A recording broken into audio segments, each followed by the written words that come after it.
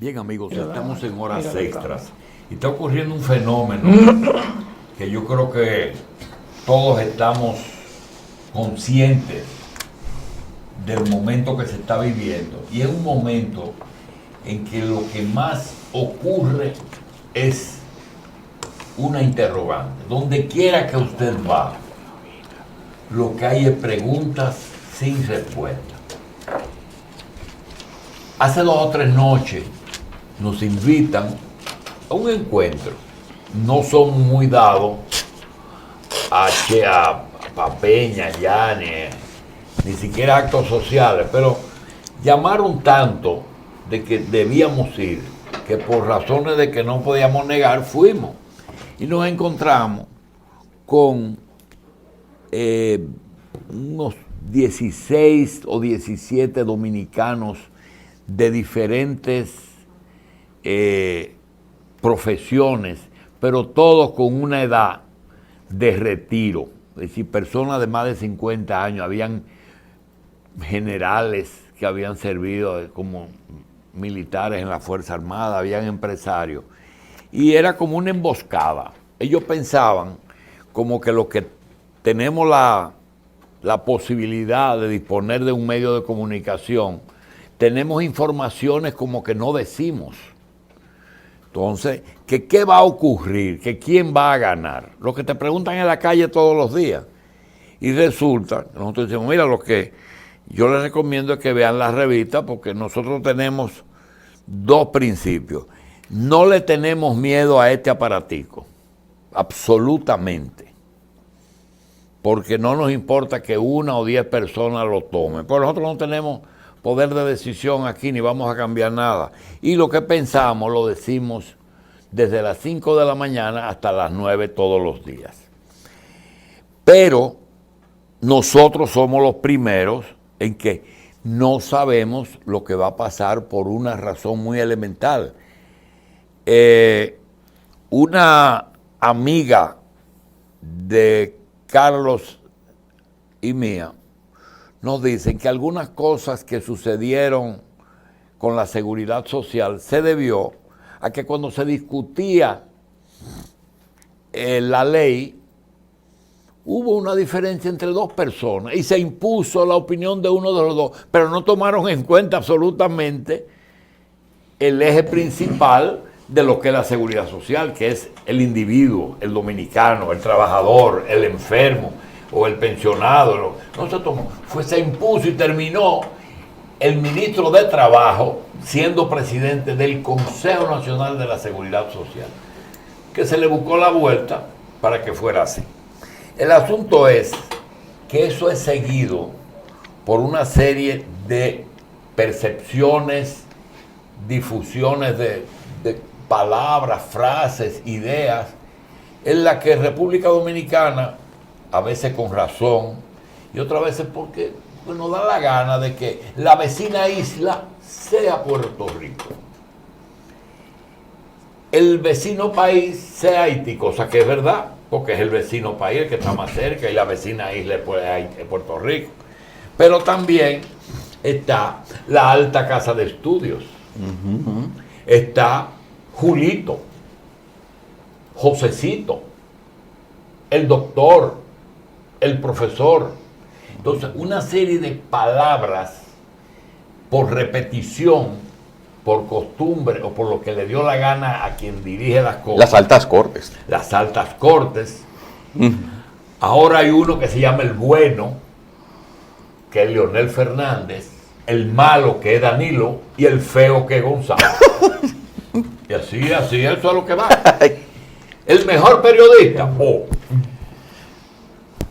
el mejor periodista, el jefe del grupo más importante de aquí, ¿verdad? Que él mismo se hace su homenaje, ¿verdad?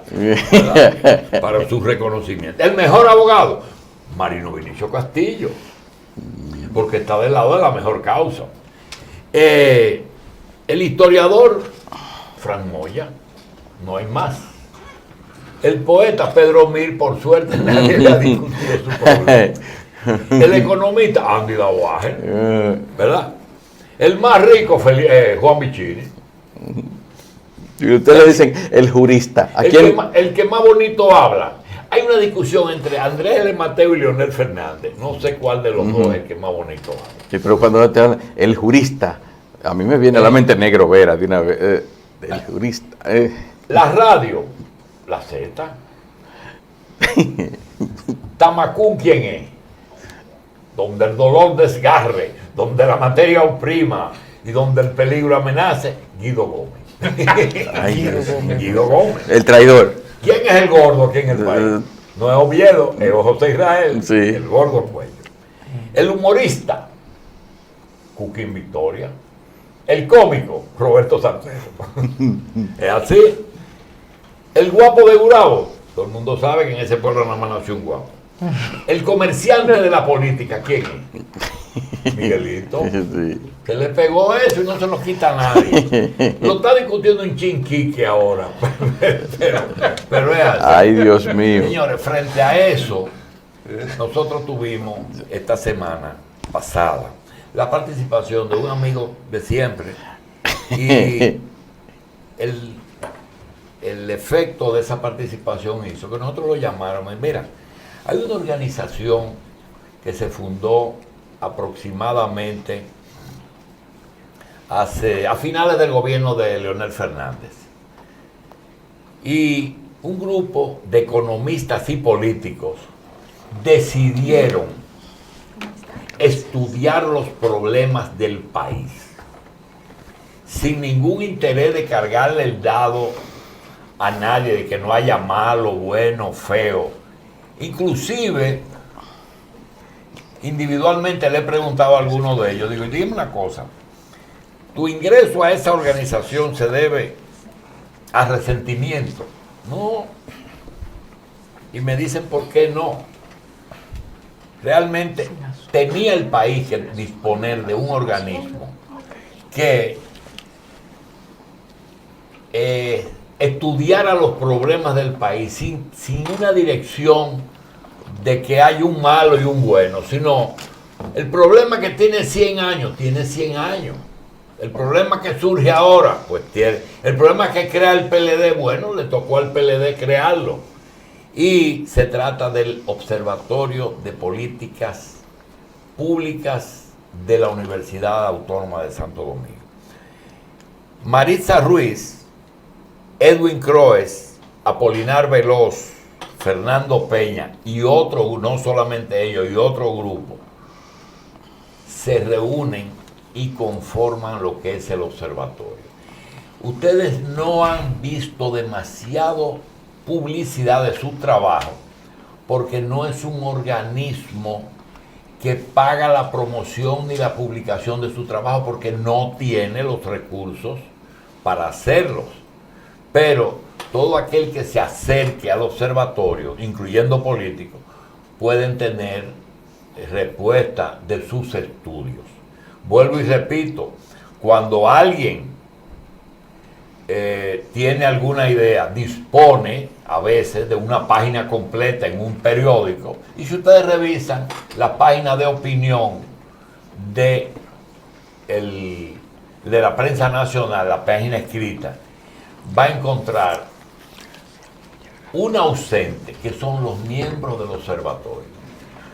Usted no encuentra, por ejemplo, tú coges un día el Caribe tiene 4 o 5 mujeres que escriben, otro escribe los jueves y los sábados, otro tiene los miércoles, cada día está fijo, pero no son del observatorio. Quienes tienen estudios sobre determinadas cosas. Nosotros le hemos pedido a ese grupo de los 4 que más cerca hemos estado, de que vinieran en un momento en que nosotros confesamos.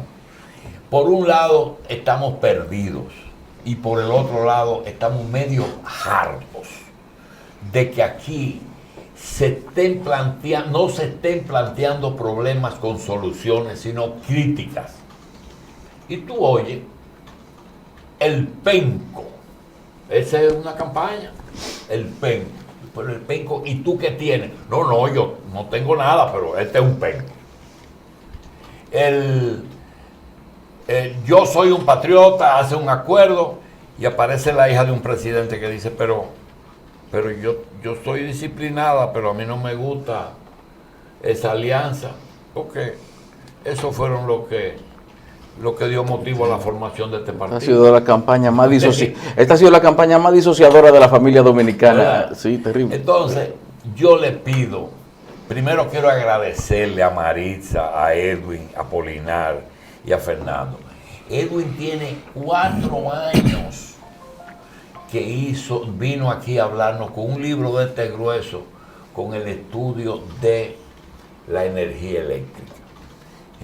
No, ese trabajó ahí cuando Hipólito. ¿Y qué?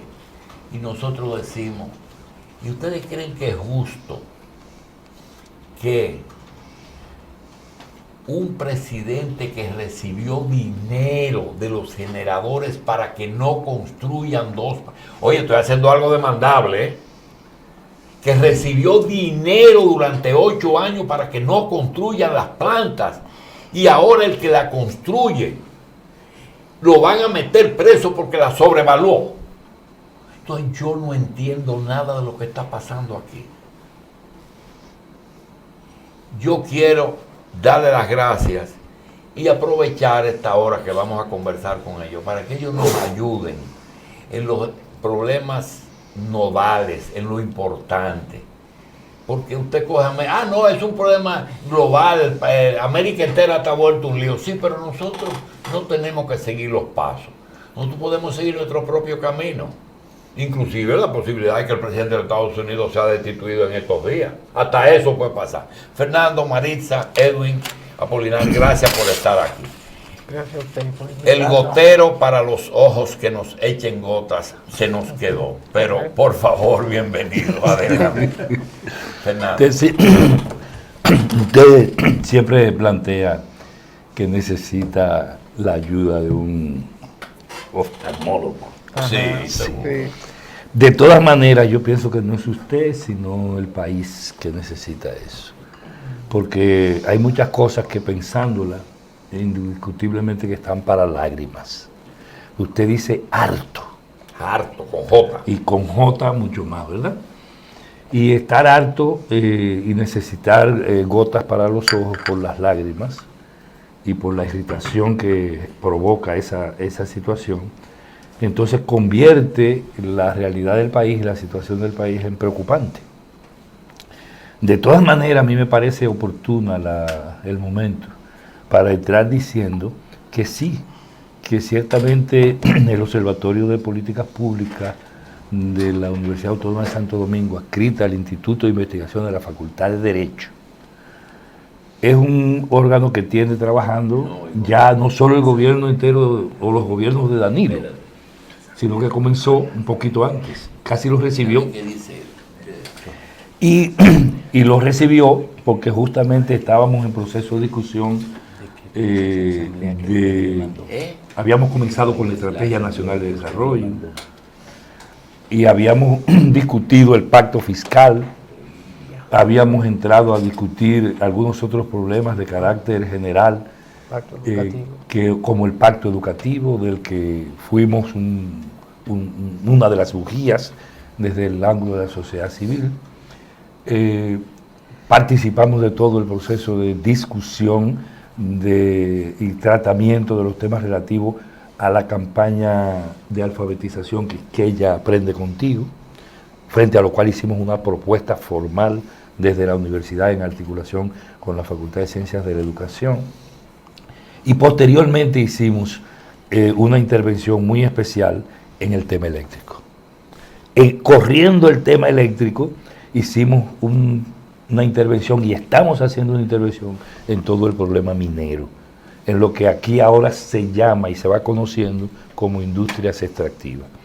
Si nos fijamos, ciertamente nosotros hemos estado interviniendo en los problemas gruesos que tienen que ver o que están a la base de las políticas públicas fundamentales. Y al final de la jornada todos tienen que ver con los marcos estratégicos que se formulan y que se plantean los gobiernos, que se plantea el Estado Dominicano. Y lo estamos haciendo desde una academia que hasta por ley, por tradición y por todo, debería ser y debía ser tomado en cuenta como una entidad en la que se apoyara el Estado para investigar, para trabajar, para producir, para construir conocimiento, para formular propuestas y para darle seguimiento a lo que se hace desde el Estado Dominicano para gobernar de manera decente, cuando menos, este país. Y el observatorio, desde su surgimiento, desde su creación, justamente se planteó intervenir con esa conciencia y desde una perspectiva de que da la autonomía de la UAS y su condición de universidad crítica que permitiera pensar con cabeza propia estos procesos. Por ejemplo, doctor, apenas esta semana pasada se desarrolló la 18ª jornada científica de la UAS. Entre los organismos de la UAS que participaron, los investigadores particulares y los que fueron de otras universidades, porque fueron de múltiples universidades del país, privadas, organismos privados, a participar en esa jornada bastante concurrida, el observatorio presentó 4 investigaciones. Informes de las mismas o los proyectos como tales que están en desarrollo. Y a fin de mes está la jornada regional del Cibao Sur en Bonao, y allá tenemos 2 propuestas más de investigación salidas del observatorio. Tal y como usted lo dijo, es así. Nosotros nos hemos dedicado a crear un contexto de investigación y análisis con esos fines. Por eso, cuando hablamos de país y cuando convenimos que era importante reflexionar con usted esta noche sobre estos temas, entonces vimos la realidad del país. ¿Qué está pasando y qué deberá pasar? Otra cosa que pueden incluir es el que aquí, para poner un ejemplo Apolinar, puede venir y hablarnos de estabilidad monetaria y financiera. Y una cosa es, ¿cuánto está costando eso? Y otra cosa es, ¿por qué surgió esa situación? Exactamente. Entonces, tú dices, ¿cuánto está costando a Héctor Valdés mantener esa estabilidad? Más dinero. Entonces, yo no quiero que digan, los observatorios están de acuerdo con la devaluación de la moneda. Porque coincidir no es malo, pero la verdad es lo que hay que decir. O Edwin, que vino y más de una ocasión y explicó el tema de la energía. Pero si lo que queremos es decir, este sobrevaluó 500 millones y punto. Y Pepín lo certificó porque quiere comprar la cosa esa. Entonces, nosotros no vamos a llegar a nada. Lo que quisiéramos, eso que tú dices, es hacer en lo económico que tenga que ver con moneda y con estabilidad monetaria, es decir, el Edwin con energía y Marisa con lo social. Que nos digan realmente ¿qué tiene el observatorio concreto ya bien establecido? Y que le voy a decir una cosa, si yo está autorizado, pueden ir los políticos que quieran gobernar, pueden ir al observatorio y decir, mira, ¿qué hacemos en este caso? O enseñarle su programa de gobierno, a veces coincide, porque lo que está hecho es con buena fe. No, por eso es que yo le decía... Está hecho con buena fe, no está hecho ni para joder a nadie, ni para hacer presidente a nadie. No, por eso es bueno precisar, mire, aunque nosotros estamos acá y somos un órgano de la UAS y en la UAS, nosotros no estamos hablando a nombre de la academia como tal, porque a nombre de la academia hablan sus autoridades. Pero como órgano de investigación que trabaja... Y son inquilinos de la UAS. Pero nosotros somos un equipo de investigación que trabaja desde hace años en la UAS con toda la legitimidad del mundo, pero que tiene pensamiento propio en el marco de la libertad y de la democracia universitaria. Opinamos sobre las cosas. Y en este caso lo estamos haciendo con todo el rigor académico que entraña. Por ejemplo, hoy nosotros quisiéramos, si se nos permitiera de manera así precisa, en esa lógica que usted dice, abordar la cosa en 3 planos, en 4 planos. 1, nosotros queremos ver el elemento económico a partir de lo que es la situación del país, la realidad y perspectiva en función de la deuda y de ese tema que usted refirió ahora mismo, hablando de estabilidad cambiaria y su costo, ¿no? Estamos hablando de la economía dominicana y de su situación a partir del tema eléctrico, del difícil tema eléctrico que aquí hemos tratado en múltiples ocasiones. Nosotros quisiéramos abordar esto a partir del tema minería, de las contribuciones de un contribuyente como Barry Gore en la economía dominicana, incluso ahora que se habla de que Barry va a ampliar la explotación minera en una perspectiva de incorporar la explotación hacia 11 millones de onzas de oro. Pero ya con el contrato leído, ¿verdad? Con un solo, claro, por supuesto. No, y además anunciando el establecimiento y la instalación de otro embalse de relaves, o sea, de otra presa de cola tipo la del Yagal, que aquí todo el mundo conoce lo que implica y los riesgos y el peligro. Y además, todo ese contexto dentro de la coyuntura electoral y dentro de la situación socioinstitucional del país. Entonces nosotros hemos visto la cosa así y quisiéramos verlo a partir de deuda, energía, minería y contexto político coyuntural. Y entonces en ese caso podríamos entrar en el nombre que usted nos mencionó, Apolinar, Edwin, Marisa y Fernando, si a usted le parece. ¿Qué te parece, Edwin? Arrancamos con Apolinar. Como ustedes decidan. Bien. Yo le iba a proponer al doctor que me dejara gerenciar este canal. Y le digo eso porque los funcionarios públicos en la República Dominicana son empleados de confianza del pueblo dominicano. Deberían ser. Deberían ser. Por ejemplo, el caso del Banco Central es un caso, digamos... muy específico. Sobresaliente. Durante el 2005 hasta el 2018, el Banco Central ha tenido pérdidas operativas por 394 mil millones de pesos. Es decir, alrededor de unos 7 mil millones de dólares. Obviamente... Una pregunta para tener una idea. ¿Esa es la tercera parte del presupuesto de este año? Si son 900.000. 997. Estamos hablando de casi 1 trillón de pesos. Esos 390.000 deberían ser alrededor de la tercera parte. Más o menos. Está bien. Eso en 10 años.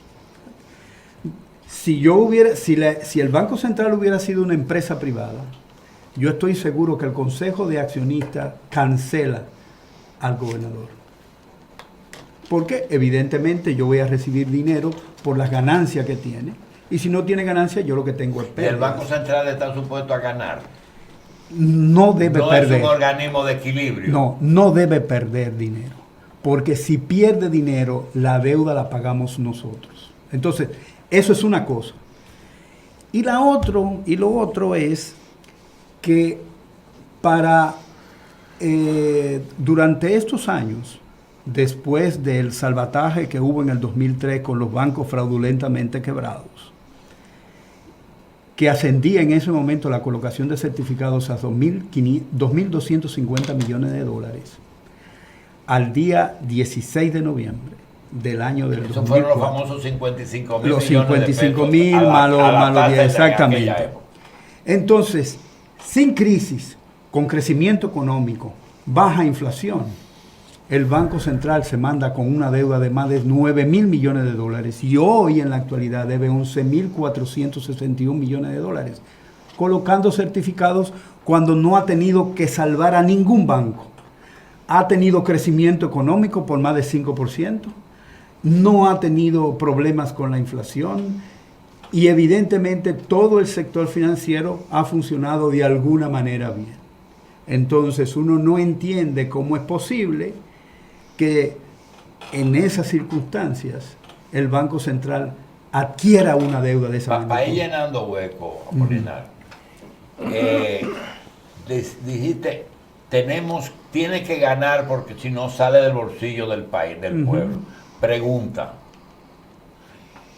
¿y no es para esa pérdida en alguna forma no han ido a subsidiar los presupuestos deficitarios, dándole la vuelta y buscándole la forma? No. Eso ha ido sencillamente porque el gobernador tiene una fijación con el tipo de cambio.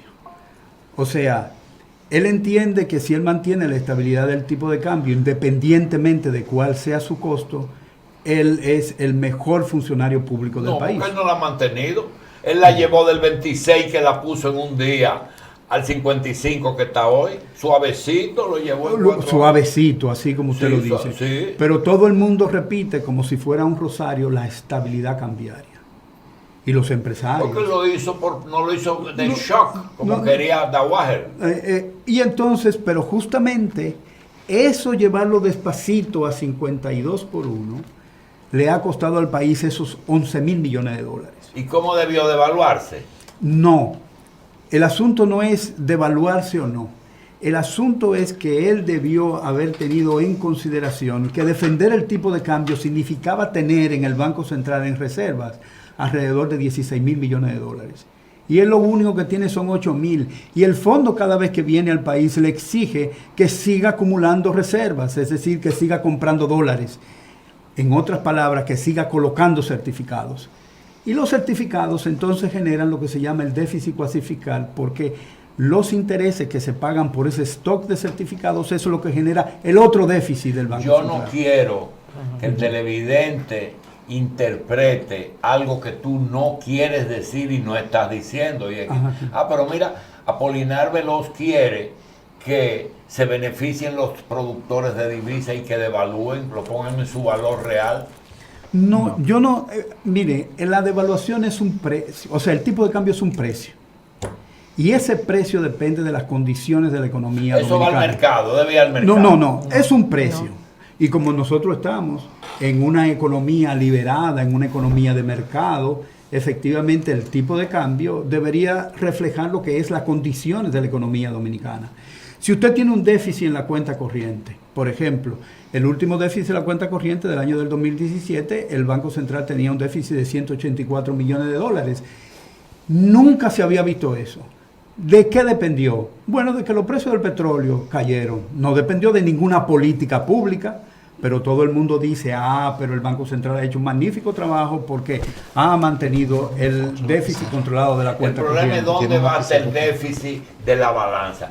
Nunca vamos a producir las divisas que gastamos. Para tanto, en algún sitio tiene que esconderse eso. Bueno, mire una cosa. Eso que usted acaba de decir se ve más claro cuando se maneja una casa. Cuando la doña sale a hacer su compra al supermercado, lleva una listica y sabe exactamente dónde gastar el dinero para que su familia tenga las necesidades de alimentación cubiertas con el menor precio. ¿Está bien? En el caso del Banco Central no ocurre así. Sencillamente yo tengo que regalarle, por ejemplo, 500 millones de dólares a la banca porque yo voy a colocar un certificado de inversión a 18%. Entonces tiene que coger fiado en el supermercado la señora esa. No, gasta exactamente lo que tiene. No, ella gasta lo que llevó en la cartera. Lo que llevó en la cartera. Lo que estamos haciendo es cogiéndole fiado al supermercado. Lo que estamos haciendo y es llevando vino y champaña y con un elemento adicional que es tremendamente importante. La ley monetaria y financiera dice que el costo de la política monetaria la paga el gobierno, lo que crea un incentivo perverso para la autoridad monetaria, porque efectivamente yo puedo hacer cualquier cosa desde el punto de vista de conseguir lo que quiero sin importar el costo, porque eso lo va a cubrir el gobierno, es decir, nosotros. Por ejemplo, al Banco Central le han entregado, él dice que no le paga y protesta, dice, no me paga, el gobierno no paga. Entre el 2005 y 2014, el gobierno central le ha entregado 137 mil millones de pesos al Banco Central, por la ley de capitalización del Banco Central. El Banco Central no recompró un solo certificado, por los cuales paga los intereses, que es el déficit cuasi-fiscal que tenemos. Entonces, si esa no es la intención, si el Banco Central no tiene la claridad de qué es lo que efectivamente está generando el déficit cuasi-fiscal, entonces efectivamente las políticas que pone en marcha no van en esa dirección para reducir el déficit. ¿Por qué no lo reduce? Bueno, porque sencillamente el gobierno me lo cubre y ese incentivo es un incentivo perverso porque hago cualquier cosa sin tener en cuenta la eficiencia ni la eficacia de la política. Y si usaran ese dinero que el gobierno paga al Banco Central y para que recoja esos... Eso es lo que debe hacer. Bueno, pero no lo recoge y nadie se queja. ¿Quién se va a quedar? No, estoy hablando de ellos dos. El gobierno no le dice, pero yo te daba el dinero para que recojas, sino estate tranquilo porque te estoy resolviendo otro problema. Pero no solamente eso, también vendió propiedades de los bancos quebrados por más de 27 mil millones de pesos. de ese dinero tampoco lo usó para recomprar un solo Pero certificado. yo estoy pensando como que los bancos quebrados son la gran excusa para caer en el déficit fiscal. No, el Banco Central dice que ese es el pecado original. Ah, Entonces el salvamento que debió haber hecho Héctor Valdés en su momento, porque él sabía que el banco había que, digamos, intervenirlo, en el 98 lo sabía, y quien vino aquí, Aristóbulo de Juan, le dijo en el 98, en el 99, y en los primeros meses del 2000, que el banco Baninter debió haber sido intervenido en el 98, y no se hizo. Entonces, él sabía que había una quiebra, un banco quebrado, y efectivamente no tomó las medidas que debió tomar. Nunca las toma. Sencillamente le manda el problema a la superintendencia de banco, siempre ha ocurrido, para que la superintendencia de banco venda los... Y después él sale como... Aquí no ha pasado nada. ¿y ahora? Ahora, fíjese una cosa. Ahora nosotros, el Banco Central le está diciendo al gobierno, y de hecho ya firmaron un acuerdo el Ministerio de Finanzas y el Banco Central, para que la deuda de la capitalización, que era por una ley de 320 mil millones de dólares, ahora se eleve a 630 mil millones de dólares, de pesos. Es decir, alrededor de 10 mil millones de dólares más. O sea, que no conforme con tener un déficit operacional durante prácticamente 13 años, tener déficit cuasi fiscal, ahora está pidiendo una ley para que eleve el sacrificio de la gente por 630 mil millones de pesos más. Entonces, desde ese punto de vista, el Banco Central, si yo soy el administrador de su canal y le llevo a esa situación, evidentemente que Julito Jacín me cancela. Bueno, Pero a mí lo que queremos preguntar es, ok, ya cancelamos a Héctor Valdés porque me manejó mal la cosa. Y la otra pregunta es, ¿qué es lo que hay que hacer? Óigame bien, tenemos una deuda y la tengo, si divide eso entre los 10 millones de habitantes, creo que me toca un buen pedazo. Ahora, ¿qué hay que hacer para, independientemente de castigar a los culpables, podernos comenzar a recuperarnos? No, lo que hay que hacer es... Empobrecer a todo el mundo. No. Bueno, es que a todo el mundo le va a tocar una parte, porque lo vamos a pagar con los Entonces, impuestos. ¿tú estás de acuerdo con una austeridad? Bueno, la austeridad debe llegar después que yo haga una cirugía en el presupuesto. Ahí es que partimos camino. ¿Tú ves? La Entonces, visión de él y la mía. Eso. o sea, tenemos que hacer una cirugía en el sentido de que nosotros tenemos que eliminar duplicación de funciones, nosotros tenemos que eliminar nominillas, nosotros tenemos que de alguna manera resolver el problema de la corrupción. Después que hagamos eso y tengamos cuánto dinero tengo en la mano, entonces puedo preguntarme cuánto me falta. Miren, Y entonces, ustedes ¿cuánto me saben falta? que los economistas necesitan traductores. Necesitan traductores. Y yo les quiero decir una cosa. Póngannos lo fácil en esto. Hay algo que yo tengo en la cabeza y posiblemente Carlos y el doctor del Castillo, que tienen más conocimiento que nosotros de economía y de derecho internacional, aclaran lo siguiente. Por razones de estudios que hemos hecho, entendemos que hay un líquido que circula por todo el cuerpo que se llama la sangre. Es decir, que si usted le pone una inyección en una venita aquí en la muñeca, termina quitándole un dolor de cabeza, o si le inyecta un anestésico, el cerebro se duerme. Entiendo que la economía funciona como un cuerpo con una economía que es la circulación.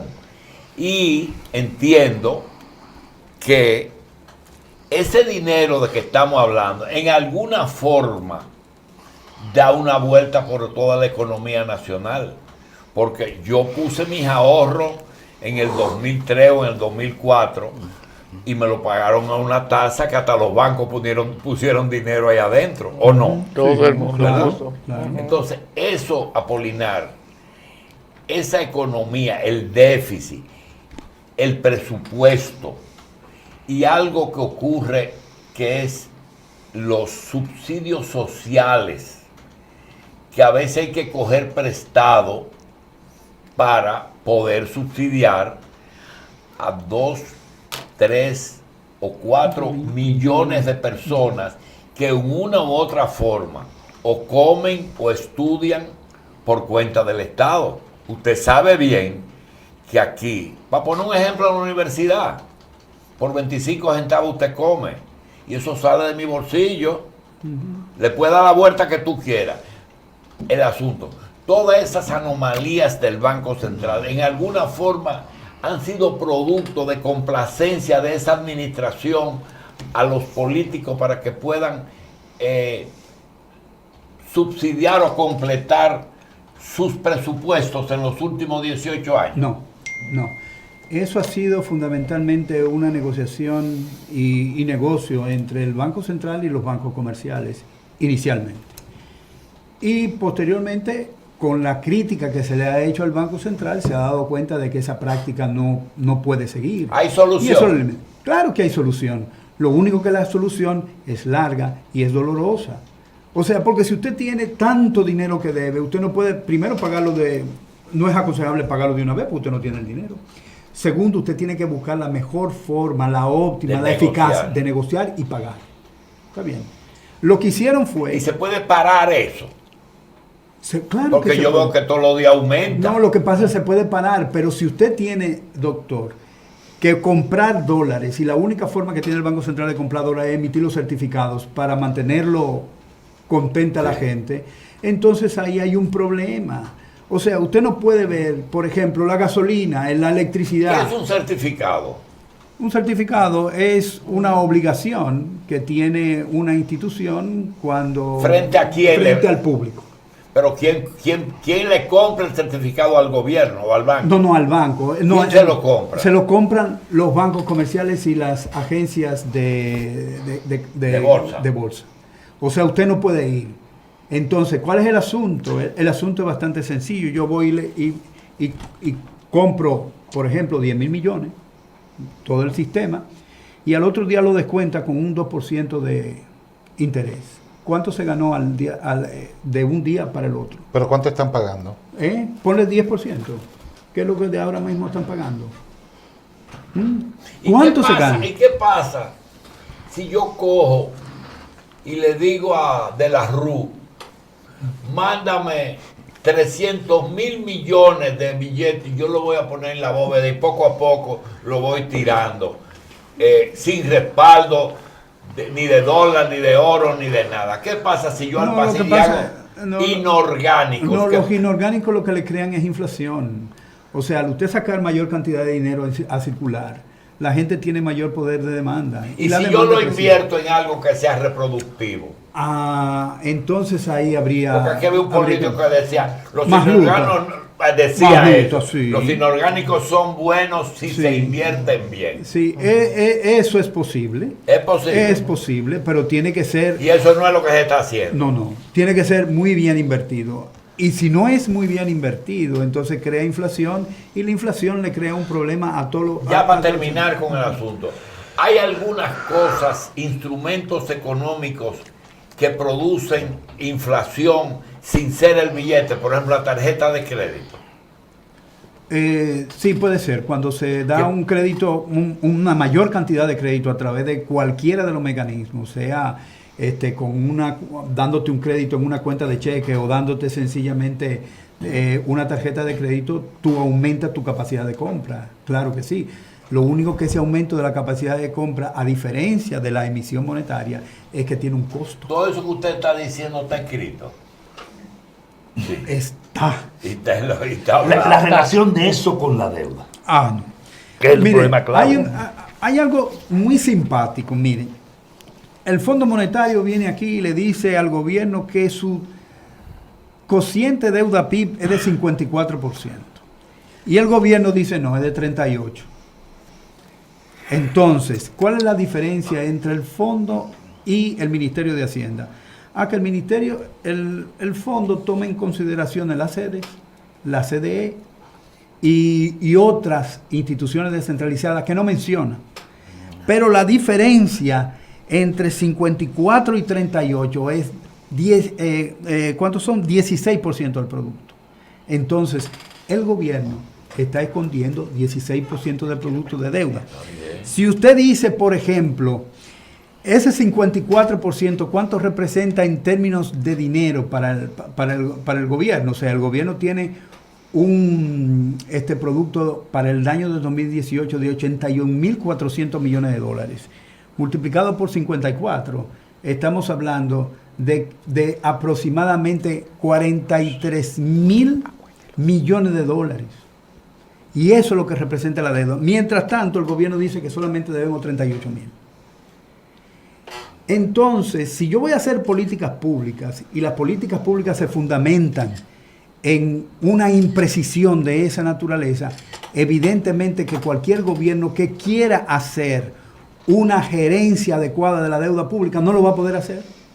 Ojalá que no tengamos una crisis, porque si tenemos una crisis tenemos que recurrir a algún organismo internacional, léase el Fondo Monetario Internacional.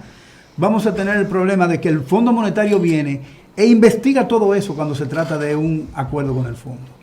Y como hicieron en el año del 2003, investigaron tanto que nosotros no sabíamos que teníamos tanta deuda. La garantía era una deuda. O sea, cuando le daban un aval, el gobierno era una deuda. Cuando el gobierno le decía, yo te garantizo la deuda, eso lo consideraron como deuda.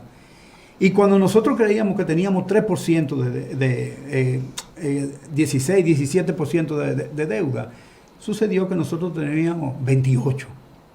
Entonces, desde ese punto de vista, desde el punto de vista de la política económica, si nosotros no aclaramos eso, que nos están gobernando con mentiras, entonces nosotros podemos tener una situación bastante pesada si nosotros tenemos una crisis. Y probablemente es posible que nosotros podamos tener. Y de eso, de eso el problema eléctrico. El doctor quiere hablar con Apolinar y Carlos también. Ahí, con respecto a los datos de la deuda, algo como que resulta un poco curioso, porque tengo entendido que las proyecciones del Fondo Monetario Internacional para el año 2022 es que la deuda externa, incluyendo la del Banco Central, será de 54% del Producto Interno Bruto. Esa es la proyección. Si eso es para el 2022, entonces no puede ser como usted está sosteniendo. Y otra cosa es que lo que se ha hecho, las evaluaciones que se hacen en el marco del capítulo 4 de los estatutos del fondo, las evaluaciones que se hacen anualmente, han demostrado que la deuda de República Dominicana, la externa, es una deuda, según las misiones del Fondo Monetario Internacional, en forma reiterada, es realmente manejable. Eso es lo que ellos han planteado. No, estamos leyendo un informe diferente. Usted no está planteando como un cuadro un poco técnico. Mire, en el 2019, el 54.5% es el coeficiente de deuda PIB del Fondo Monetario Internacional, sacado de su documento. Eso es sacado de su documento. Todo eso que está ahí es Fondo Monetario Internacional. Y lo de abajo es gobierno. Segundo, mire una cosa. La deuda pública, si usted ve, por ejemplo, los análisis que hace o los ratings que hace Standard & Poor's y que hace, ¿cuál es la otra? Esa agencia, Moody's, dicen que la deuda dominicana es altamente riesgosa y es una deuda para especular, altamente especulativa. El propio presidente ¿Está bien? Actual. Entonces, si eso lo dicen esos... Porque ellos han planteado la reforma fiscal para... No hablemos de la reforma fiscal todavía, porque lo que yo estoy diciendo es la deuda que nosotros decimos aquí que es manejable. Los organismos, las agencias de calificación de riesgo dicen que la deuda dominicana es riesgosa. Segundo, el Fondo Monetario no dice que la deuda es manejable. El Fondo Monetario tiene una serie de gráficas que muestran la tendencia ascendente de la deuda, del coeficiente de deuda PIB. Y eso significa que si esa recta no es paralela al eje, a un eje de coordenadas, que no se mueve, que hace así para arriba, eso es inestabilidad. Ahora bien, el Fondo Monetario también tiene que cuidarse, porque es un organismo internacional que no le puede venir a dar regaños a los países. Y de esa forma trata de ser suave ante ciertas verdades tan crudas como esta. Entonces esa es la idea. Carlos. Sí, señor Veloz, siempre se toma en cuenta la presión fiscal para determinar si podemos aguantar más endeudamiento, pero se está calculando la presión fiscal actualmente de forma correcta, es decir, porque a veces tenemos la impresión de que no basta con sumar todo lo recaudado por impuestos o lo que paga una persona por impuestos, porque hay otros gastos conexos que van y caen también, que tienen que ver también con contribuciones al gobierno. ¿Se calcula correctamente el parámetro de lo que es la carga impositiva para determinar la presión fiscal? Mira, lo usual es dividir los ingresos tributarios entre el producto, y eso te da la presión tributaria. Ahora bien, la presión tributaria dominicana es muy volátil. Cuando se toman, por ejemplo, decisiones desde el punto de vista de impuestos, la presión tributaria sube por 2 o 3 trimestres y después vuelve a caer. Y ha pasado innumerables veces en el periodo que va del 2000 hasta 2018. Si usted ve ese parámetro trimestralmente, se hace reforma tributaria, sube la presión tributaria, pasa el efecto de la reforma y vuelve y cae. De tal manera que el gobierno se le hace difícil. Eso es evasión Eso puede ser evasión, eso puede ser elusión fiscal, eso puede ser la excesiva cantidad de incentivos que tiene el gobierno. Para nada, porque da incentivo y no exige nada. El mejor ejemplo puede ser el sector eléctrico para eso. Sí, entonces, ese es... O sea, es muy difícil hacer... para manejar el tema de cómo justamente esos déficits y ese tipo de relación se maneja desde la política del gobierno. Por ejemplo, en el caso de los subsidios, cómo todo eso se hace, cómo se maneja eso a nivel de lo que es la gran inversión que significa la energía eléctrica en el país. Pero antes de entrar en la energía eléctrica, yo quiero trabajar el tema desde otra perspectiva, desde la perspectiva del sector real, de la producción, el tema monetario y financiero, porque uno termina con un panorama tétrico, que si es manejable, que si no es manejable, que si es pagable, si no es pagable, si la presión tributaria es alta, si es baja. Y eso no es lo que mueve un país. Es decir, la forma más sana que tiene un país de crecer es a través de crear oportunidades de inversión, fundamentalmente para el sector privado, ¿no? Porque el sector público se las crea a sí mismo. Ejemplo, Punta Catalina. Es decir, ¿qué hizo el sector público? Anuló todas las licitaciones para el sector privado que tenía más Rancini preparado y dijo, no, esa la hago yo. Yo hago eso. Pero el tema de los certificados agrega un problema serio a la calidad del crecimiento económico dominicano. ¿Por qué? Porque destruye oportunidades de inversión real en la agricultura y en la industria sobre todo. ¿Por qué? Una de las razones fundamentales, voy a ponerlo en un ejemplo bastante concreto, una de las razones fundamentales por las cuales se hizo la reforma de la seguridad social y se crearon las instituciones de pensiones fue para crear ahorro casi forzoso, obligar a la gente a tener su ahorro ahí de una forma transparente, porque antes el Estado se cogía ese dinero y hacía lo que fuera con ello, para que hubiera financiamiento para la inversión privada de largo plazo.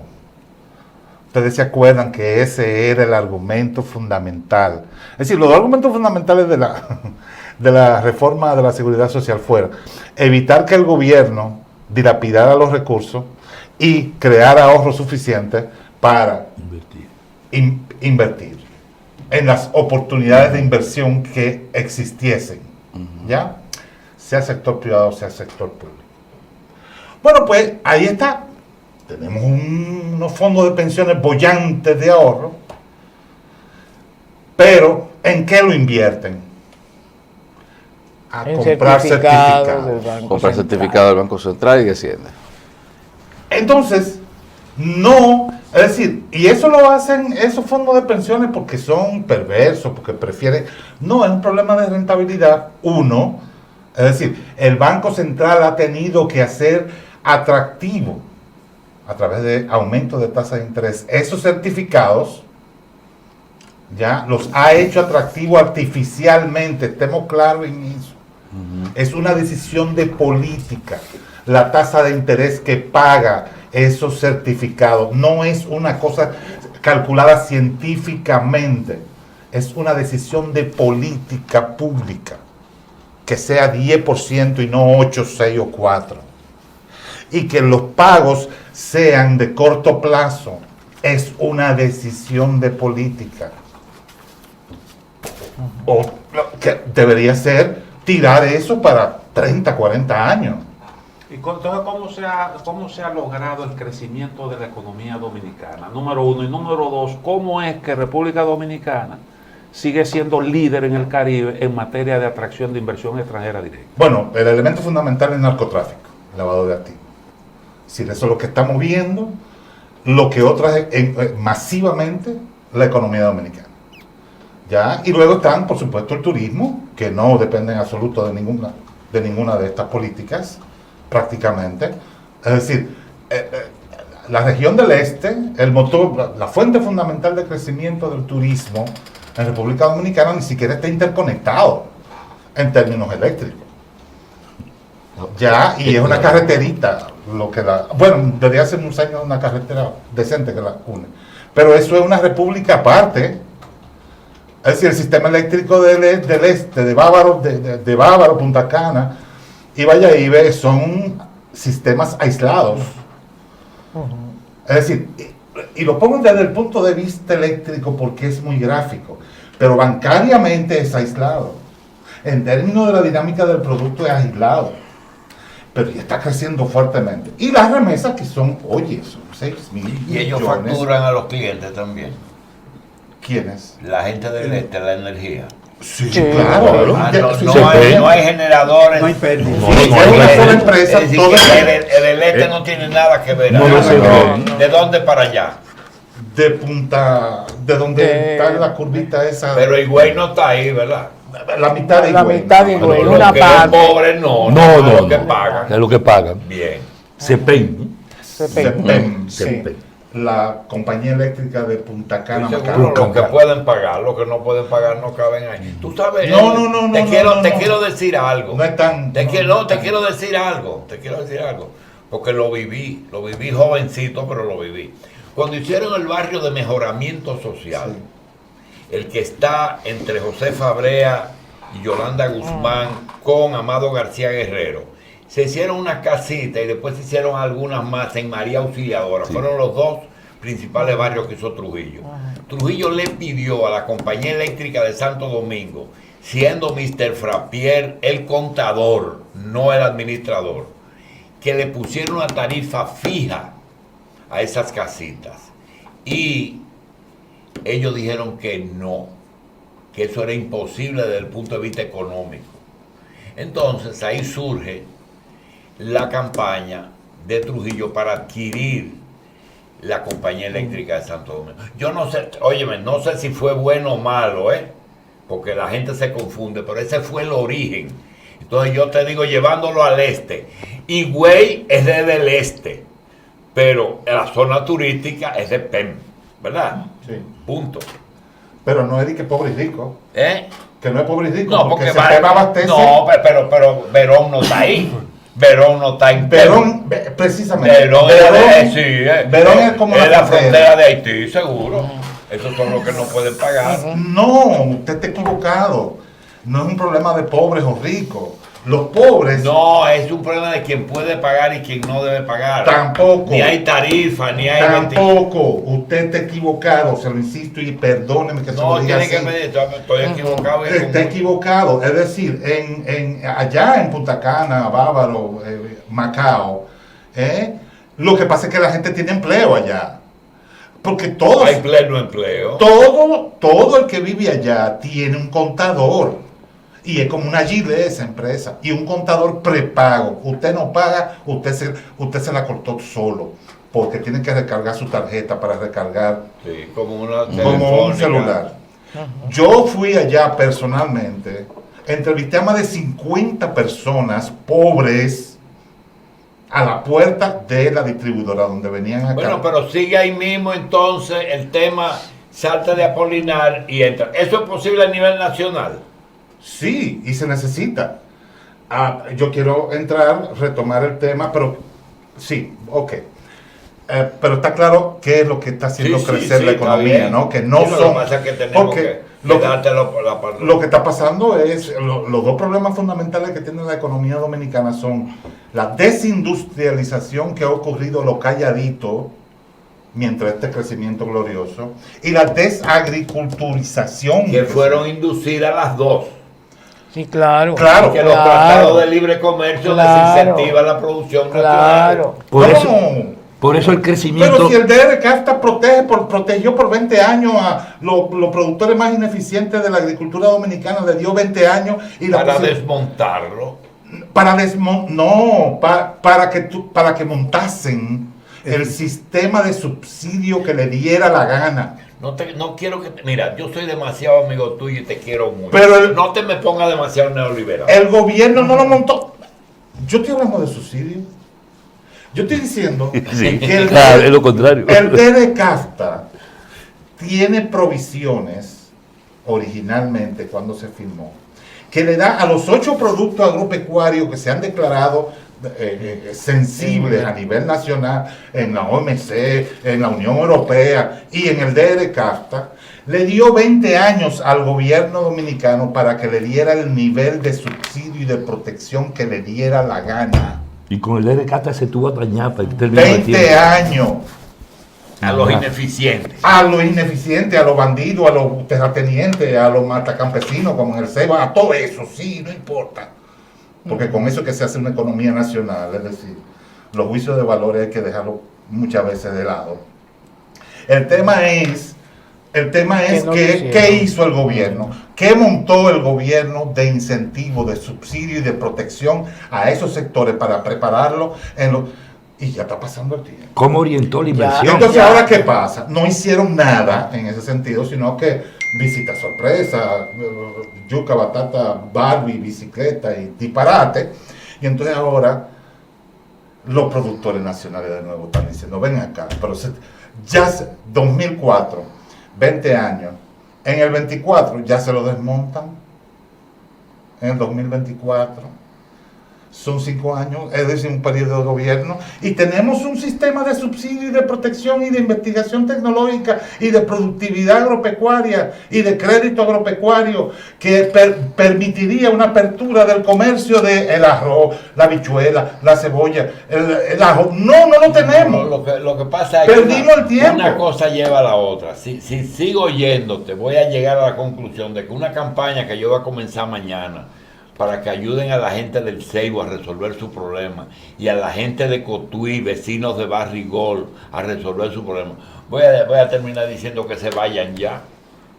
Que se vaya. Que se vaya a la Barri y que le deje esa tierra a esa pobre gente. No, hombre, no, son dos cosas diferentes. La Barri no está interesado en la tierra per se, sino en usufructuarla, en cavarla, en extraer cosas que están adentro. Los campesinitos, eso están interesados en una tierrita para sembrar. O que le paguen la que le cogieron. Son dos cosas que no tienen, no caen en una balanza, no se balancean. Es decir, son chelitos, son cosas tan chiquitas las que están pidiendo esos campesinos. Habla Y de los del Ceibo. Termina con la energía ya. La energía. El punto de la energía, es que la energía es una cosa que mucha gente cree que solamente son los apagones. La mitad del déficit público, del déficit del gobierno, La mitad. la mitad, es decir, alrededor del 2% del producto, es originario en electricidad. Y eso uno no lo ve en el presupuesto original que presentan las autoridades para los próximos años, sino en las modificaciones que piden después. Mire ahora, nosotros creíamos que el déficit eléctrico, según el presupuesto que se aprobó para este año, iba a ser de unos 400 millones de dólares, porque eso es lo que estaba ahí en el presupuesto, ¿no? Ah, bueno, la modificación 800. que presentaron en octubre dice que son 1.117 millones de dólares que hay que buscar. 1.117 millones de dólares. Y que eso no solamente cubre lo de este año, sino también unos chelitos del 18. ¿Qué son los 1.100? Déficit del sector. Tú sabes que por energético. coincidencia, eso es lo que facturan, no se ganan, facturan los generadores al año, Anda por ahí. Pero no. Es 100 mensual, casi 90 mensual. Casi 90 mensual son Se parecen, ¿verdad? unos 1.100 1.100. millones de dólares. Como Y no es una 1.200, casi 1.180. No es una casualidad. Y quiero conectar, es decir, no es una casualidad. ¿Por qué no es una casualidad? Porque perdiendo una tercera parte de la energía que le compran pierde. A los generadores. y teniendo unos costos 3, 4, 5 veces mayores de lo que debería tener, la distribuidora prácticamente lo que hacen es pasarle sus cuentas. sus cuentas de Las compra de cuentas. energía a los generadores al gobierno. Y ese número, oye bien, ese número que nos dio Epolinar, que no tiene nada que ver ni con presupuesto, ni con... Por casualidad hay alguna arteria o vaso que te comunica con el déficit eléctrico. El déficit que tiene el Banco Central. No. Eso no tiene nada que ver con... Ese Sí, es otro problema. Sí, como la sangre que circula por Sí. pero no directamente. Si una es No, arterial y no. otra es venosa. Por ejemplo, sí, ok. Y está en el sistema. Hasta que Pongámoslo. pasan por los pulmones. Sí. Y ahí, Que la gente ahí se dice, contamina, es decir, el gobierno no o se puede. purifica. En mi caso se contamina porque yo, Sí, es yo venoso, fumo. sí, tú eres venoso. Entonces, en esa situación, que esa sí es tétrica, y esa sí ¿A dónde? que está a punto de no ser manejable, esa se necesita un tratamiento de shock. Y el corazón Se fue. institucional del tratamiento de shock que se necesita está en las empresas distribuidoras. Se necesita bajar esas pérdidas por lo menos 4 o 5 puntos porcentuales al año en los próximos 4 años. Eso es un desafío Por lo grande. menos 20, es decir, esas pérdidas hay que bajarlas del 30 al 10% urgentemente. ¿Qué pasó con el pacto eléctrico? Pasó algo muy curioso. Eso fue uno de los problemas fundamentales Ya, que yo tuvimos entendí. con el gobierno, con el funcionariado Ya del hubiéramos gobierno. bajado bastante. Que ellos prometían, nosotros decíamos, se necesita bajar 4 puntos porcentuales la pérdida al año. Ellos decían, no podemos, tiene que ser 2 puntos porcentuales al año. Y nosotros dijimos, no, es que eso no va a resolver nada. Cuando se rompió la tasa con el pacto, el gobierno prometió que iba a cumplir todo lo que ellos habían propuesto, En el pacto. con o sin pacto. Es decir, que iban a bajar las pérdidas de las distribuidoras en 2 puntos porcentuales al año. ¿Qué pasó en los últimos 3 años? Sí. No bajaron ni uno. 0. 0.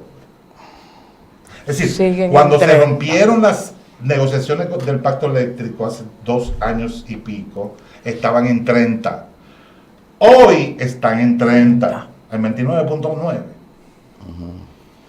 El gobierno estaba pidiendo prestado, creo, como 430 millones de dólares disparan programas de eficientización de la distribución eléctrica. Y a uno le sorprende, oye, están tomando dinero para mejorar la situación eléctrica cuando dicen que Punta Catalina, con el ahorro y la producción que va a tener, va a generar suficientes recursos como para eso. Entonces, es necesario aún meterse en ese lío para hacer que sea Es eficiente. que no es para eso. No es para eso, en realidad es de apoyo presupuestario. Presupuestario, claro. Cuando usted lee el documento, Es cogiendo prestado. Que ayer el observatorio no está en el pacto eléctrico, ¿verdad? Es que no hay discusión de Nosotros pacto. sí estamos en el pacto. Claro que sí. Estuvieron El que no ahí, está en el Estuvimos y estamos mientras se discuta eso. pero no se está discutiendo. No se está discutiendo. el gobierno No ha habido quiere foro. votar. El gobierno hizo Y si zozobrar ustedes son eso. parte de eso, ¿por qué no convocan? Que nosotros. Para que sigan discutiendo. Ese es un problema de ley de institucionalidad. Quien convoca es el capitán del barco. Ah, ya, y el él, capitán del barco es el gobierno. Ok, eso es como el consejo No, de la no, magistratura. el Consejo sí. Económico y Sí, Social. sí. Pero como quien paga la nómina del Consejo Económico y Ya, Social, está bien. El el gobierno. gobierno, pues, porque Sí, es raro que ustedes me invitaron a participar. y a nosotros nos sacaron del decreto Muchas 2 veces. Nosotros nos metimos a fuerza de la presión de la sociedad. Y ahí Nosotros está. estuvimos ahí No podían porque- sacar la UAS. Nada más falta que Apolinar sea miembro de la Junta Monetaria. Si funcionara como el pacto, sí. Es decir, ¿quiénes nos meten a nosotros en el pacto? Los otros agentes sociales que estaban en el decreto, de donde nos sacaron a nosotros, y ellos nos eligen a nosotros, porque nosotros lo representamos. Así fue. Es decir, nos Ese- sacan del ese- decreto porque tenemos fotos de El decreto. el borrador del decreto. La presentamos aquí, ¿De qué la estaban presentamos dónde? aquí, en el decreto En el inicial. decreto. En el decreto que convoca el pacto. Porque es por decreto Pero que no se está en el convoca. pacto. Nos sacaron, pero Claro que sí. después su propia sociedad y las entidades que participaron nos incorporaron porque tampoco podían sacar la El UAS. sector privado está de acuerdo con que ustedes estén. Nosotros nos reunimos muchísimas veces con el sector privado. También. hemos discutido empresarial, muchísimas veces. y con- llegamos a acuerdos concretos. Sí. Acuerdos concretos. Pero uno de los que en donde nos separábamos era precisamente que ellos también querían dar larga al tema de las de las pérdidas. Y pérdidas. para nosotros No eso es como un tema. observatorio, porque yo digo lo que dice Fernando. El observatorio no es vocero de la universidad. Funciona dentro. Y es Ahora, un órgano, pero Te pregunto a ti, no es la opinión del observatorio, sino de Edwin.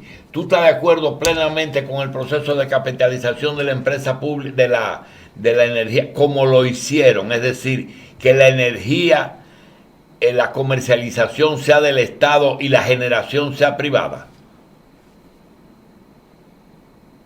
Así no fue que lo hicieron, es decir, se capitalizaron todas las empresas, pública y privada, mixta. Sí, yo estaba de acuerdo con eso. Pudo haber sido mejor, pudo haber sido peor, pero eso era lo que... Pero la división en que las EDES son del Estado y las No, generadoras eso es desastroso. debe ser todo privado. No, debe ser todo mixto. Ah, ya. Mixto. entonces, esa posición no es la posición del observatorio. Bueno. No, esa es una opinión. De él. El tema de nosotros está planteado por escrito de Sí, manera pero que ordenada. tiene un en todo el componente que marco. no tiene el observatorio. ¿Cuál? La experiencia. Que él No, vivió. la experiencia de la tiene el observatorio también, pero sigue con Porque el él tema. vivió. Está oyendo. Ese germen dictatorial, autoritario, tiránico. Para dejar la política clara, ¿verdad? Sí. Sigue, sigue. Qué tremendo. Entonces, nosotros entendemos que se necesita esa política de choque. Por Dios, tenemos desde el 2014 votando por la basura el 30% de la energía eléctrica. ¿Y por qué nosotros entendemos que es un tema de choque? Julito, cuando entre Punta Catalina, que va a entrar en algo, digo, pero yo, que en cualquier momento entra, el problema con Punta Catalina va a ser el de siempre, que la distribuidora no van a tener cómo pagarle. Mientras más energía, peor. Más pierda, más Que pérdida. decir que aquí no hay apagones por problemas, sino que son financieros. Cada vez que llegan a 800 millones, lo Hay que- apagan los generadores. Flujo de caja, Julio. El flujo Una de caja, empre- yo sé. o No, sea, no, los generadores ya no están apagando. Los generadores ya se dieron cuenta de que no hay problema con el Estado, que el Estado asume la deuda Claro, se la y que paga. la paga. Y bien. Y bien. Sí. Ya, así que ya los generadores, como en el 2004, el 3, el 5, el 6, que apagaban porque, espérate, ya el Ya Estado eso no es así. No, ya eso no es así. Dale para allá, todo lo que ustedes quieran. Y le dan los cuartos. Se lo pagan de una forma u otra. Otra. ¿Y cuál es otra? El banco de A través de la reserva. tasa de interés. Y el banco de reserva también. Sí, no, pero es un problema de rentabilidad. Ah, porque si se atrasa le dan los intereses. Oh, pero Sí, claro. Claro, que no Exactamente. generan interés. Le pagan Y con el de interés. reserva es que está cargando con eso. Ha cargado con una parte. Nosotros lo que pagamos. El Reservas ha pagado Sí, durante los somos últimos nosotros, 2 años. son los contribuyentes, pero es a través del Banco de Reserva que lo ha hecho más de una vez. Pero el Banco de Reserva está dando apoyo presupuestario, según las memorias del Banco de Reserva, de $500 millones por 2 años consecutivos al gobierno. Y el banco, y ese préstamo de $400 millones al Banco Interamericano es para eso. Y tanto Edwin como Apolinar, ¿qué información tienen ustedes de que aquellos financiamientos cortos que le hacía el Banco de Reserva a los generadores y sobre todo a los constructores de obra del Estado, que cogían el contrato y lo llevaban al Banco de Reserva, donde Lara primero y donde Toribio después y donde Bengoa después y donde este señor después? ¿Eso ha cargado demasiado el Banco de Reserva o el gobierno no le está pagando? Yo supongo que el gobierno debe estar pagando, Claro que sí. pero es una deuda que no está considerada dentro del Ministerio de Hacienda, porque es una garantía que da el gobierno. No, pero además O sea, hace rato que los generadores se desprendieron de esa deuda, Sí.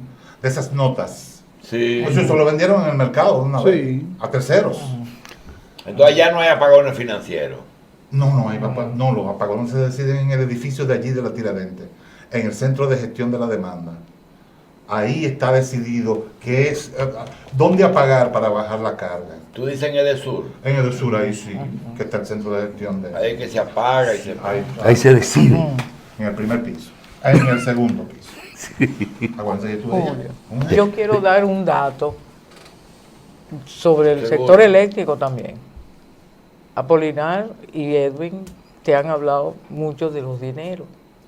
La realidad, cuando usted va y ve el sector eléctrico dominicano y a donde condujo la privatización y todas las empresas que se crearon, yo siempre saco a relucir una información que me parece de mucha claridad para explicarse todos esos déficits y todas esas pérdidas.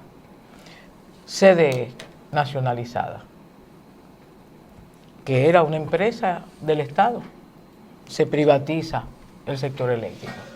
CDE tenía 3.500 empleados y era generadora, era distribuidora, era de empresa de transmisión, Era de transmisión y era de las Enregit. aguas.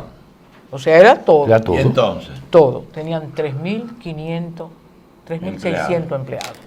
Capacidad de capacidad Sí. eléctrica, 2.000 y pico de megavatios de electricidad. ¿y ahora? Ahora tenemos 3.000 y alguito, no es mucho más.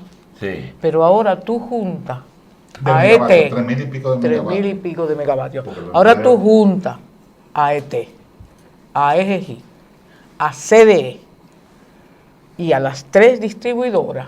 ¿Y Y cuántos en empleados te dan? conjunto hay más de 12.000 empleados. Ah, pues eso es bueno que hay mano de obra. O salario.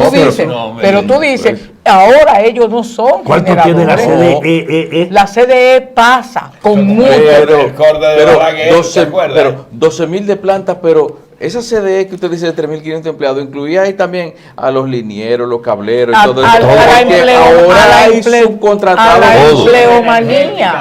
a la empleomanía. Ahora necesitan 13.000. Y tú tienes Pero la privatizado. economía hoy 13.000 es en la tres oficina. tres veces más grande. No, pero espérate, espérate. La La economía electricidad, no, de hoy es pero 3 veces más pero grande. las la plantas electricidad no, no. las plantas eléctricas La electricidad no, no. son las mismas plantas y las mismas presas y las mismas, bueno, no son, se crearon dos, tres. Era lo mismo, es verdad. Es eso, Es decir, o sea, no. la economía ha crecido, ¿qué? 7 veces. 3 veces. La economía, 3 veces. Desde que, desde la Yo estoy capitalización, estoy desde hablando 96, de no. 96. Ok, 3 veces. La electricidad ha crecido 1,5 veces. Es decir, eran 2.000 megavatios. 2.000 y algo de megavatios, ahora estamos en 3.000 y pico. Pero la gestión es diferente porque es un país más grande. Sí, pero, A eso es que yo me estoy pero, refiriendo. Cristino, el problema está, lo que hay que ver es lo siguiente, un poco para dejar claro lo que Marisa ha planteado. La CDEE, con la 3E, la que dirige Bichara, era responsable de todo el sistema, esa empresa. Luego de que se desmembró, las EDES se convirtieron en 3. Las hidro pasaron a ser una Una sola. empresa. Y la parte térmica. Transmisión la pasó a transmisión ser una. es otra también.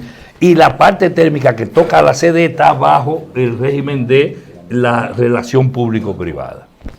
Si tú calculas que la CDE ahora no genera, no distribuye y tampoco es responsable de la transmisión, la CDE, ¿por qué tiene la cantidad de empleados que tiene? Uno? ¿Y hasta dónde? Y están estudios hechos que son públicos. Marisa, O sea, aquí hay una sobrepoblación de eso por la politiquería, es verdad. Lo que estaba diciendo el doctor del Castillo, cuando se llevó a cabo el proceso de capitalización de la empresa pública, la tasa de cambio estaba al 16 por 1.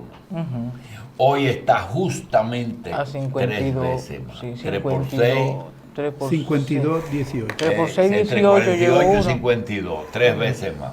Lo mismo pasó con la industria azucarera, que ocurrió cuando Tony hizo el acuerdo. Pero lo que te quiero decir es que la economía creció 3 veces. Sí, está bien. Pero yo no sabía que los empleados, Se había multiplicado por que 4. aquella vez sin Catalina, eran las mismas plantas eléctricas. Prácticamente. Pero, óyeme, pero ¿cuánto tiempo? La economía creció. Por eso es el que dice. Por eso es que digo que aquí se pagó. Es más, las empresas generadoras hoy tienen en su poder parte de las plantas del Estado. Y todo el mundo lo sabe. Bueno, ¿o no? es Jaina y es Itabo. Exacto. Pero también te quiero decir que aquí, cuando tomó posesión Leonel Fernández, que Jaime Vargas trajo el proyecto de las 2 plantas de 300 megas, que pasearon por China, Singapur, los árabes, los chinos, se pagó para que eso no se lleve a cabo. Se pagó para que eso no se lleve a cabo. Y no se llevó a cabo en 8 años, no se inició un solo, pero esta sí. Que ojalá aprenda, ¿verdad? Julito, yo te pido que vuelvas a leer la propuesta de pacto eléctrico que preparó el observatorio. Nosotros la tenemos, ustedes no la mandaron. Óyeme, Edwin ahí hace un trabajo fino de decir cuál es el desafío que tiene el gobierno de cara. ¿Por qué es que aquí no se ha hecho una licitación de electricidad? Tú dices, oiga, mira, a mí me parece muy bien que el Estado produzca si tiene que producir. Pero lo que no me parece es que si estoy apoyando un proceso de privatización o de empresas mixtas, yo no llamo a una licitación pública, internacional, eficiente, con todas las de las reglas, para contratar energía. Yo quisiera cerrar lo de la energía y entrar en la parte de ustedes. Yo quisiera preguntar, no vamos a entrar en mira, Edwin, es que yo quiero preguntarte algo. Si yo, estamos en una era tú y yo nos buscamos un aventurero o una capital, la Enron, la Smith, la que sé yo qué, dice, mira, nosotros tenemos aquí 800 megas, 2 plantas de 400. Ustedes no tienen que hacer nada. Sencillamente al Estado que se comprometa a comprármela. Si me dice a cómo me la va a pagar, yo las instalo en 2 años o en 1 año. Eso no es posible aquí. ¿Por qué no es posible? Eso es lo que hacían los PPA. Porque depende de quién negocie el precio. Depende. De quién negocie el precio de compra de la energía. ¿Qué fue lo que pasó cuando Balaguer? Que fue mi trabajo con César Sánchez y Hipólito Mejía.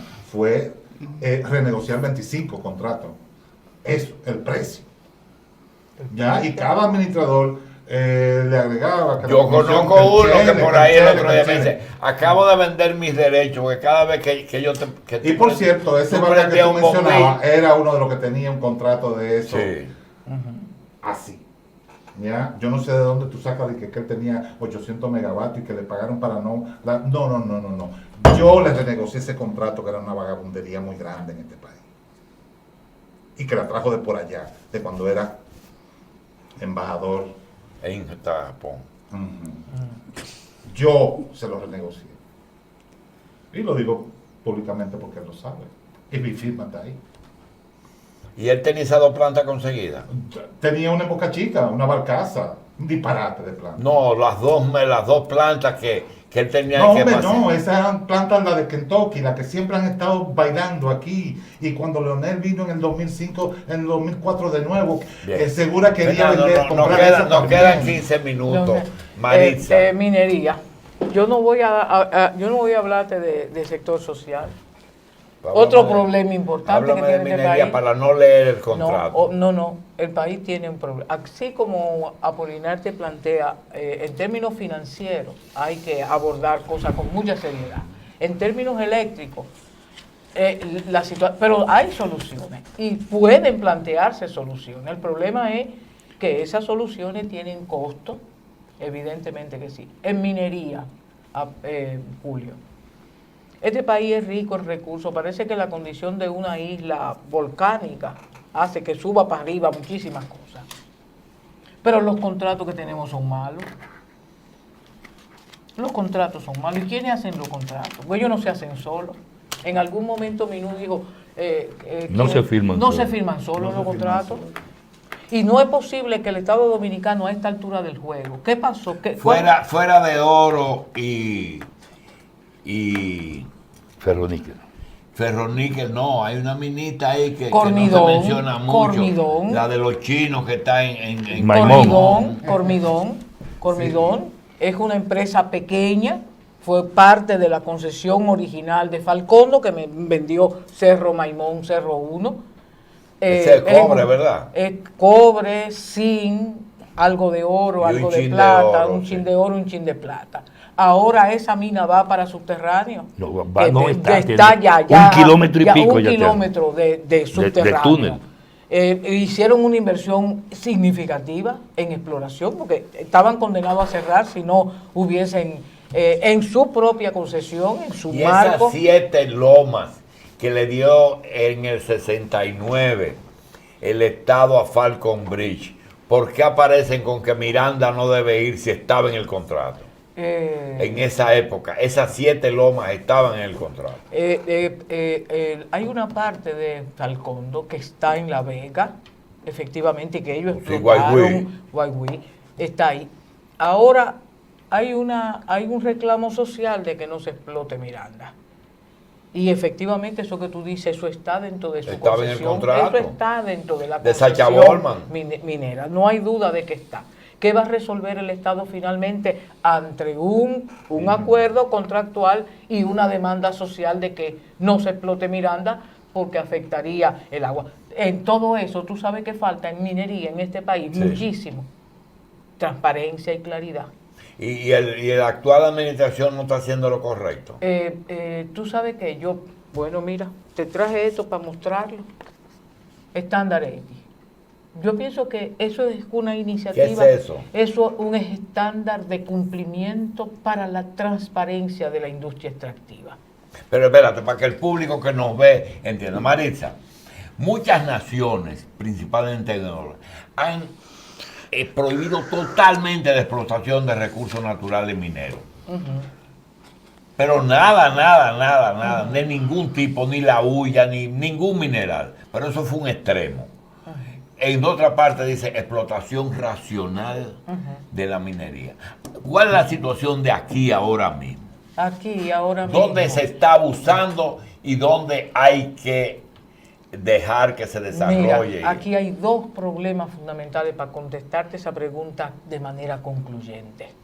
Este país no recibe una sola información en materia ambiental del sector minero. Tú entras a Mimarena ahora y tú no encuentras. Entonces eso que pasó en Bonao, que ellos deforestaron y no reforestaron, está pasando en otros. Óyeme, hay muchos reclamos en Cotuí y no es por gratuidad. Y en los porcentajes en los contratos de que hay 98 o 97% de una parte y 3% de la otra, ¿tú crees que es justo? ¿De cuál 3%? Lo que le toca al Estado de todo eso. No, tú sabes que eso es también falta de transparencia. ¿Tú crees que es posible que entregando un recurso natural no renovable, propiedad del Estado, que lo entrego a una inversión extranjera directa y que la nación dominicana no puede hacer público los estados financieros auditados de esas empresas? Pero cuando Aniana Vargas hizo el lío en Bonao, lo que hicieron fue darle un porcentaje a la comunidad y se acabó el problema. Óyeme, en el contrato de Falcondo del 88, 1988, se estableció un aporte voluntario de la empresa de un 5%. A las provincias mineras, que eran tres. En ese caso fue a Bonao. Bonao, La Vega, Bonao. no, le dieron también a Sánchez Ramírez y a La Vega. Pero no de ese aporte voluntario. No. Pero ¿qué pasa? Tú dices, ¿cómo se regula aquí que las entidades que son responsables de invertir esos recursos lo inviertan con criterios absolutamente claros establecidos de control técnico, de selección de inversión y de proyectos con un criterio social, con que la gente lo designe, lo priorice, lo organice, cómo se ejecutan? Óyeme, déjame decirte, tú sabes que yo trabajé en Procomunidad. Procomunidad era un fondo de inversión social financiado con préstamos del Banco Interamericano y del KfW alemán. Y había, mira, por el librito, porque usted tenía que formular un proyecto, pero además cuando usted lo licitaba y lo entregaba, usted tenía que asegurarse de calidad de obra, de entrega, de una serie.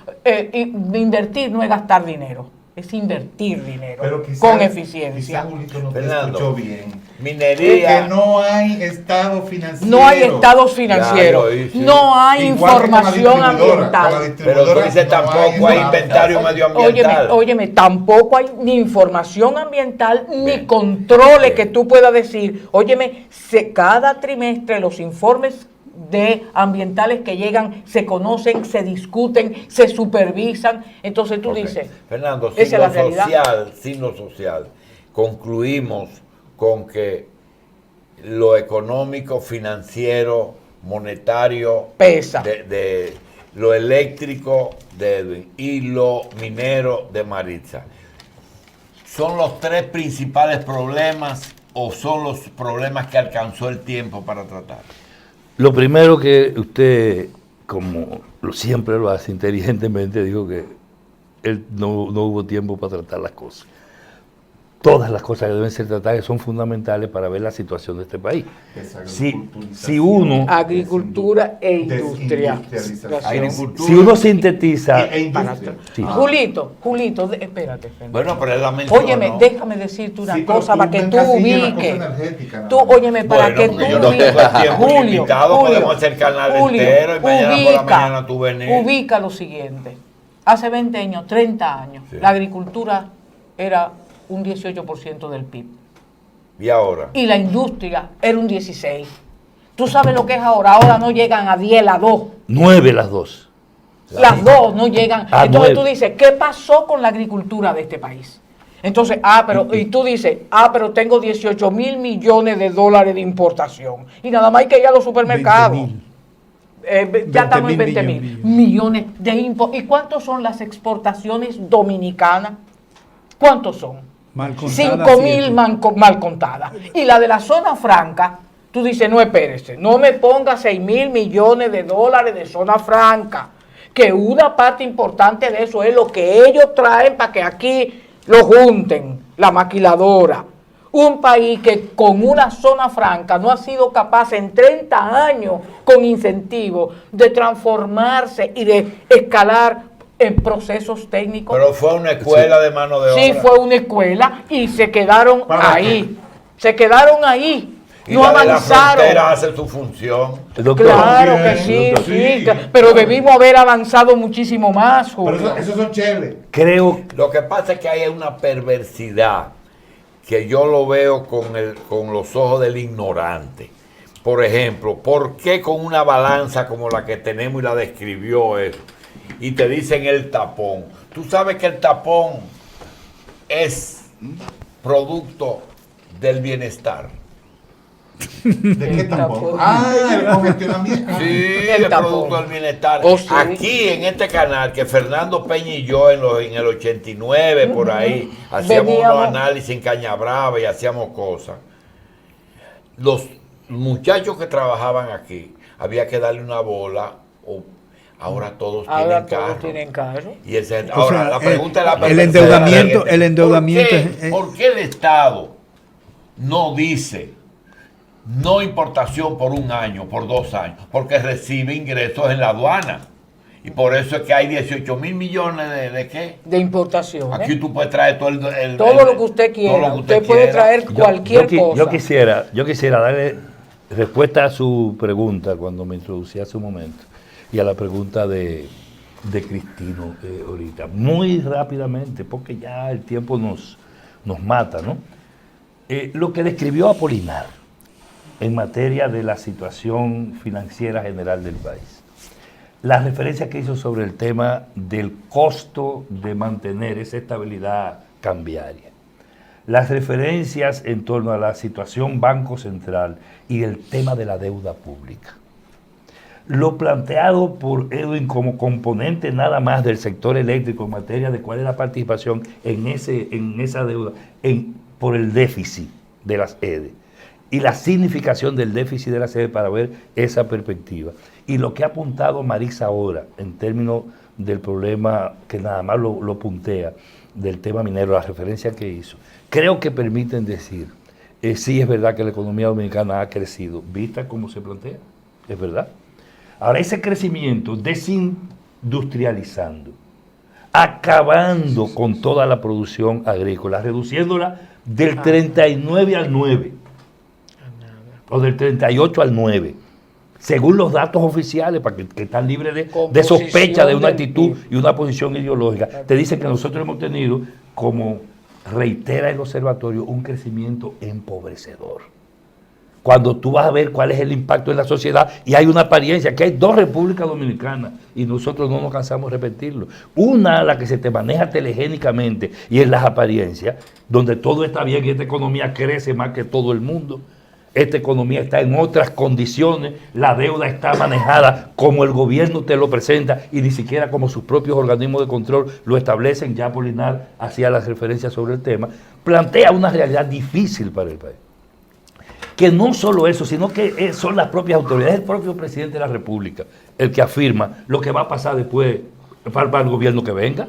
¿Cómo que dice para el gobierno que viene la autoridad? Que si no se resuelve el problema del déficit y la deuda, el gobierno que viene no tiene nada que hacer. Nosotros teníamos un cortecito, doctor, para traérselo, para ponerlo ahí, con Danilo diciendo eso. Sí. Si ese fenómeno es así, entonces quienes tienen razón no es la política que desarrolla el gobierno. Somos nosotros en el análisis que estamos haciendo, diciendo que este país está siendo empujado a una encrucijada, a una situación caótica, a una situación de peores consecuencias que la que ha tenido hasta ahora. Y precisamente por eso es que cuando uno ve ese cuadro y entra en otros detalles que deberían ser importantes, uno se da cuenta que es necesario para determinadas líneas de intervención y afrontar la realidad que tenemos, esa estrategia de shock que decía Edwin. El sector eléctrico necesita eso. Este país no puede seguir en el tema de los impuestos, que tú también hacías referencia, manejándose igual que esta carga de impuestos regresivos, con una situación como la que vemos venir, con una deuda creciente y atendiendo el problema sencillamente en base a un endeudamiento irracional que terminamos pagando los contribuyentes y las contribuyentes, nos lleva a decir que la situación va a ser peor y que efectivamente el país va siendo empujado, incluso en un periodo políticamente muy especial, que es el periodo de las elecciones, a una situación donde la ausencia de gobernanza por el deterioro de nuestras instituciones apunta, combinado con la crisis y con estos problemas, a situaciones de ingobernabilidad que lo hemos mantenido más de una vez. Y si a eso se agrega todo el estado de las fuerzas políticas, el descrédito de la misma, la fractura de ella, la propia incapacidad para dar respuesta a eso. Ahora ni siquiera hablan de programas ni de solución de los problemas. Ni siquiera de eso hablan. Y estamos en una campaña a mes y medio, a 2 meses de unas elecciones, y a 4 de la otra, o 5 o 6 de la otra. Estamos en el marco de una realidad del país donde se necesita urgentemente otro tipo de intervención. Aquí se necesita hacer cirugías. Aquí se necesitan algunas intervenciones de ese tipo, pero tiene que ser sobre bases diferentes. No puede ser sobre los mismos esquemas con que no han manejado durante todo estos tiempos. ¿Y por qué los políticos no hablan de esos temas que ustedes han tratado hoy? Fernando, decir Pero una cosa. Ninguno habla de eso. Que- Y además son datos y números y referencias del propio banco. Mira, sí, Apolinar, te la paso. Mire, doctor, usted hizo la pregunta sobre el tema del 5% y hizo la referencia. Ese 5% que está contemplado en la ley 6400, ¿no? Que es la ley de medio ambiente, y que ha sido reafirmado en toda la legislación dominicana, debió haber estado aportando en los últimos 5 años alrededor de 5.000 y pico de millones solamente por barrio, a las 3 provincias, como usted dice, en un 60-20-10, ¿no? No, 60-30-20 o 10, para las 3 provincias. Y ocurre que de todo ese dinero, solamente el gobierno da cuenta de lo que ha hecho con 450, 500 millones de pesos. ¿Y los otros dónde están? ¿Y usted ¿Se manejan sabía con esa que discrecionalidad? el mayor consumidor de agua de la República Dominicana es la empresa minera Barrick-Gold?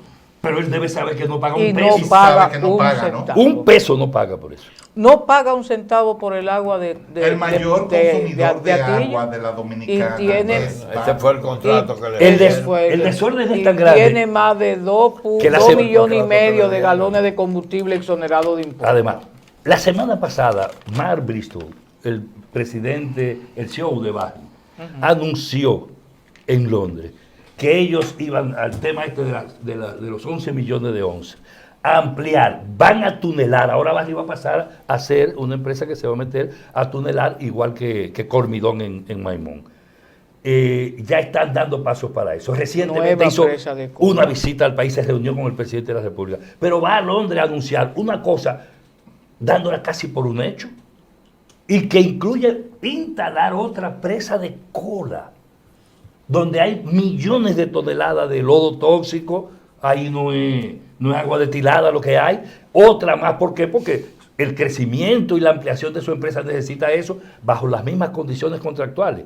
Bajo esa realidad que dice Edwin, bajo una situación en porque por ahí no hay absolutamente nada. y déjame- que contra la ley hay 600 familias al borde de ser sepultadas por la vieja presa de cola. Déjame decirte una Eso cosa. es una barbaridad. Déjame decirte una cosa. La modificación contractual que se hizo en el 2013 fue favorable al país en 2 aspectos. En la primera enmienda que se hizo en el periodo de gobierno de Leonel Fernández, se aprobó en esa enmienda una tasa de interés sobre el financiamiento de una empresa que como Barrick declaró 4.500 millones de dólares de inversión, de 9.5%, cuando en el mercado internacional hubo momentos en que llegó a 2%. Esa tasa de interés se cambió, ahora es 4%. Pero también, se cambió, y de manera importante, la depreciación acelerada. Y tú sabes perfectamente lo que significa eso. Que si toda la inversión la deprecio en 4 años, tú sabes a cómo es que estoy sacando de todo lo que me está ingresando y de todo lo que está vendiendo, lo estoy asumiendo En efectivo. Y se bajó igualmente, dependiendo cómo tiene la normativa del Código Tributario. Entonces, Señores. hay cosas que se pueden mejorar y hay cosas que se pueden hacer, Julio. Muchas cosas. estoy Es totalmente- un problema yo de estoy la total- voluntad política para hacer cosas. Lo que pasa es que lo raro es que hay quien sabe cómo hacerlo y otros prefieren no hablar de ello.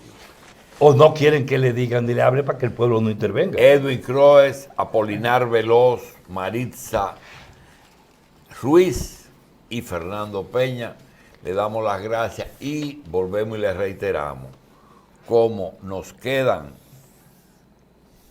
6 meses para las elecciones y que las municipales y congresionales pesan, pero no tanto, tenemos todavía mucho tiempo, vamos a seguir hablando. Y a Edwin le vamos a dar mucho tiempo también para que no se me queje, porque el problema Ustedes me es... ponen nervioso porque que hay tantas cosas de qué hablar. Que hay Pero- muchas cosas. No te estoy dando la culpa, es decir, el problema soy yo que... Y volvemos y le decimos algo.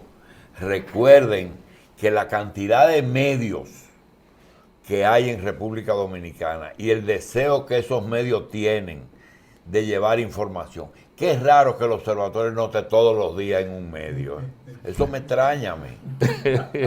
Porque no son candidatos. Pero conociendo los medios, usted sabe la explicación de eso. Bueno, el problema es que, y Es que que no conste, somos- no somos que bocinas. no hay que conste que la mayoría de las cosas que ustedes han planteado, nosotros estamos de acuerdo, pero siempre hay cosas que no estamos de acuerdo. Sí, claro. Por ejemplo, pero está lo del doctor del Castillo y Apolinar se quedó en el aire. Esto hay que hacer un programa ellos dos.